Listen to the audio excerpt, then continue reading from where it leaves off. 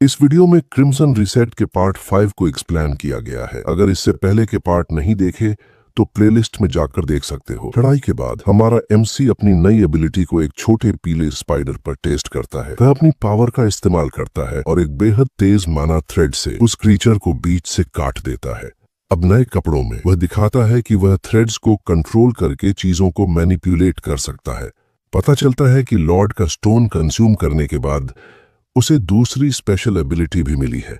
इस नई एबिलिटी का नाम कैमोफ्लाज है, जो उसे बेहतर तरीके से हाइड करने में मदद करती है। अब जब वह इसे स्किन रीइंफोर्समेंट के साथ कंबाइन करता है तो वह आखिरकार सनलाइट में चल सकता है। अब हमारा एमसी दिन की रोशनी से बचने की चिंता नहीं करता। कास्टल वापस आने पर एक बैंक्वेट रखा जाता है। सब लोग एमसी की लुक्स की तारीफ करते हैं। महिलाएं उसकी तरफ आकर्षित हो जाती हैं क्योंकि उन्होंने सुना था कि उसने अकेले एक जायंट स्पाइडर को हराया था। मिरियन इस अटेंशन से खुश होती है और लड़कियां उससे उसकी स्टोरी सुनाने को कहती हैं। दो यंग विमेन उसकी अपीयरेंस देखकर पूछती हैं, क्या तुम्हारे एंसेस्टर्स में कोई एल्फ था? हमारा एमसी अनकंफर्टेबल महसूस करता है। उसे लगता है कि सिचुएशन और कॉम्प्लिकेटेड हो गई है। वह डिनाई नहीं करता और तभी एक आदमी चिल्लाता है। अब सब समझ में आता है। गैल्फ्रेडिक को समझ आ जाता है कि डंजन में उसकी आंखें और कान इतने शार्प क्यों थे, उसके मूवमेंट्स इतने तेज क्यों थे और उसकी स्ट्रेंथ सुपर ह्यूमन क्यों लग रही थी। ठंडी नजर से हमारा एमसी सोचता है, उससे पहले से पता था कि वह ऑर्डिनरी ह्यूमन नहीं है। गैल्फ्रेडिक एक्साइटेड होकर कहता है, किसने सोचा था कि हमारे एमसी में एल्वन ब्लड होगा? वह पूछता है, इतने समय तक तुमने अपनी अपीयरेंस कैसे छुपा ली? एमसी सोचता है कि ये काफी परसेप्टिव है, लेकिन स्माइल के साथ बस इतना कहता है, मैंने कभी अपनी असली अपीयरेंस छुपाने की कोशिश ही नहीं की। गैल्फ्रेडिक और बाकी लोग उसकी कोल्ड डायरेक्ट बात सुनकर चुप रह जाते हैं। एमसी समझ जाता है लोग वही देखते हैं जो वे देखना चाहते हैं, सच नहीं। एबिलिटी के अलावा मैजिक स्टोन से उसे कुछ एक्स्ट्रा भी मिला। जब उसके टैटूज में से एक गायब हुआ तो उसके दिमाग में अजीब मेमोरीज उभरने लगी। इन मेमोरीज में वह खुद को एक अननोन जगह पर देखता है जहां कोई उसे जेंटल हाथों से थामे हुए है और एक अजीब स्पेस में बेल्स की आवाज गूंज रही है। सब लोग उसे देख रहे हैं। वह सोचता है वह वुमन कौन थी? क्या वह मेमोरी रियल थी? क्योंकि उसे अपना पास्ट याद ही नहीं है। उसे सिर्फ अपना नाम पता है, यूजीन। तभी वह होश में आता है और पार्टी में लौट आता है। रवन रोते हुए एमसी के पास आता है और उसे बचाने की भीख मांगता है। गैल्फ्रेडिक उसे रोकते हुए चिल्लाता है, मैंने सब सुना है, डंजन में तू सिर्फ डेड वेट था। रवन चिल्लाता है, वह ह्यूमन नहीं है। वहां से कोई भी भाग जाता। नाइट उसे डांटता है और कहता है, अब तुझे स्पेशल ट्रेनिंग से गुजरना पड़ेगा। इस सब के बीच एमसी के दिमाग में बस एक ही नाम गूंजता है, यूजीन। लेकिन उसी इंसिडेंट के बाद उसे अपने फ्यूचर को लेकर एक वार्निंग आने लगती है। उसे लगता है अगर वह टैटूज हटाता गया तो सच्चाई सामने आ ही जाएगी और वह जान पाएगा कि वह असल में कौन है और कहां से आया है। लॉर्ड के चेंबर में सब डंजन की सक्सेस के बारे में सुनने इकट्ठा होते हैं।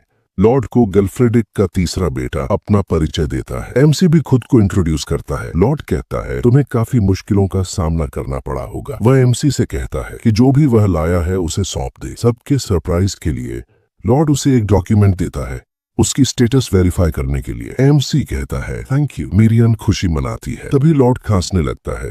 कमारा उसे संभालने दौड़ता है। लॉर्ड कहता है, मैं अपनी आंखें बंद नहीं कर सकता जब तक मेरे दूसरे बेटे की एम्बिशंस बाकी हैं। कमारा उसे भरोसा दिलाता है। लॉर्ड कहता है, टेरिटरी कुछ नहीं होती, लोग जरूरी होते हैं। लॉर्ड की जिम्मेदारी जमीन संभालना नहीं, लोगों को संभालना होती है। कमारा का हाथ पकड़कर वह शांति से दुनिया छोड़ देता है। एमसी देखता है कुछ लोग मोर्न कर रहे हैं लेकिन सभी दुखी नहीं है।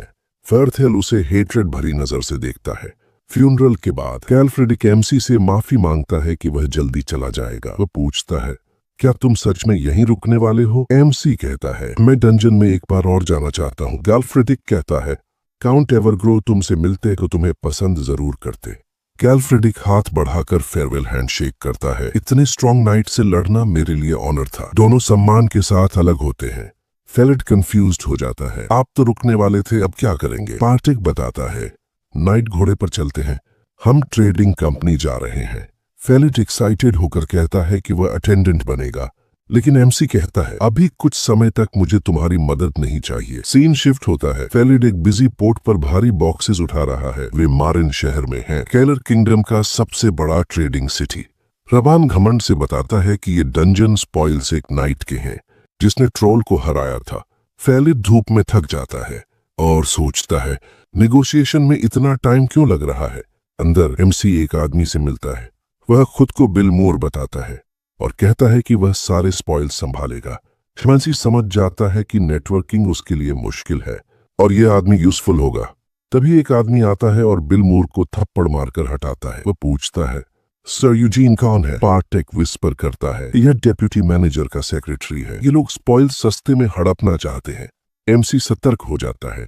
वो यूजिन को कुछ डील्स ऑफर देता है, लेकिन एमसी की कोल्ड ग्लेयर से सेक्रेटरी डर जाता है। वह घबरा कर कहता है वाइस मैनेजर खुद डील संभालेंगे। वह माफी मांगता है और भाग जाता है। बिल मूर इमोशनल होकर कहता है, आपने मेरे लिए ऑफर ठुकरा दिया। वह फुल सपोर्ट देने का प्रॉमिस करता है। एमसी स्माइल करता है और डील एक्सेप्ट करता है। दूसरी तरफ सेक्रेटरी डेप्यूटी मैनेजर से माफी मांग रहा होता है। वाइस मैनेजर विकेट स्माइल के साथ कहती है, नाइट प्राइड की वजह से परेशानी पैदा करते हैं।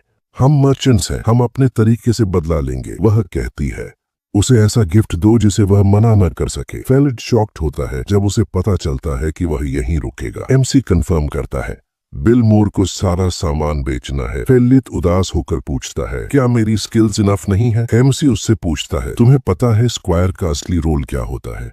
फेलिड चुप हो जाता है, फिर जवाब देता है कि एक स्क्वायर का रोल होता है अपने नाइट की जिंदगी और लड़ाई दोनों में मदद करना। इस पर हमारा एमसी समझाता है कि उसका काम है उसकी डेली लाइफ का ध्यान रखना और एक स्क्वायर के तौर पर उसकी सबसे बड़ी रिस्पॉन्सिबिलिटी है आइटम्स को बेचना और पैसा कमाना। वह उसे यह भी कहता है कि बिलमोर से डिटेल्स डिस्कस करे और बिजनेस के बारे में सीखे।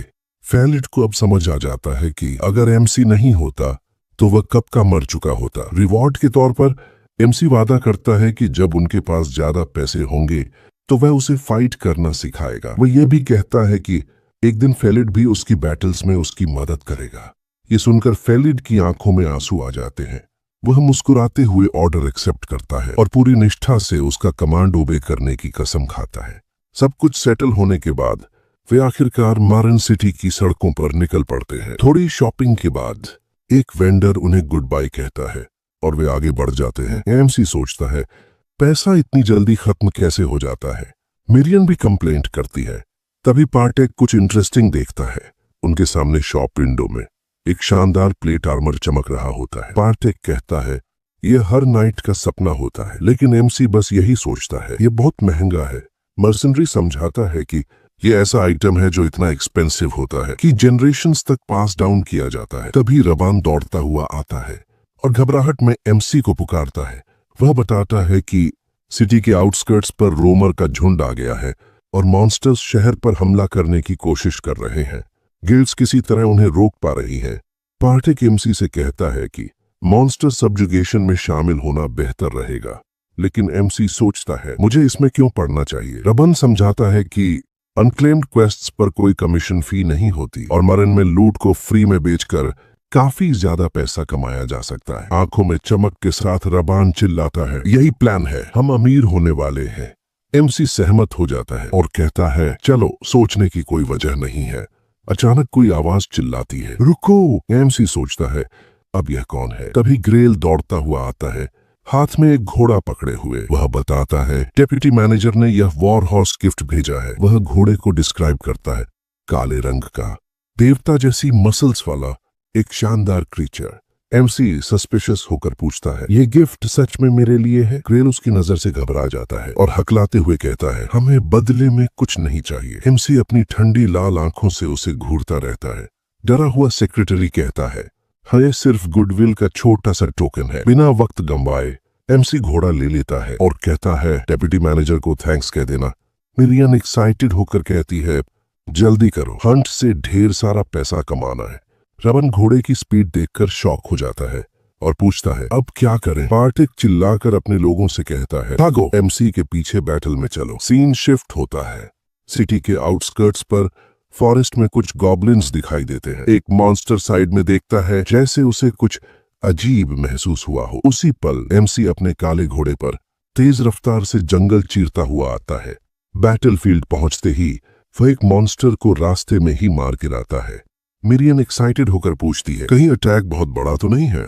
उसे डर है कि फ्रंट लाइन पर मौजूद गिल्ड मेंबर्स शायद पहले ही मारे जा चुके हों, लेकिन एमसी ठंडी नजर से जवाब देता है। यह अच्छी बात है। वह साफ कर देता है कि उसे बैटल का लूट किसी के साथ शेयर करना बिल्कुल पसंद नहीं है।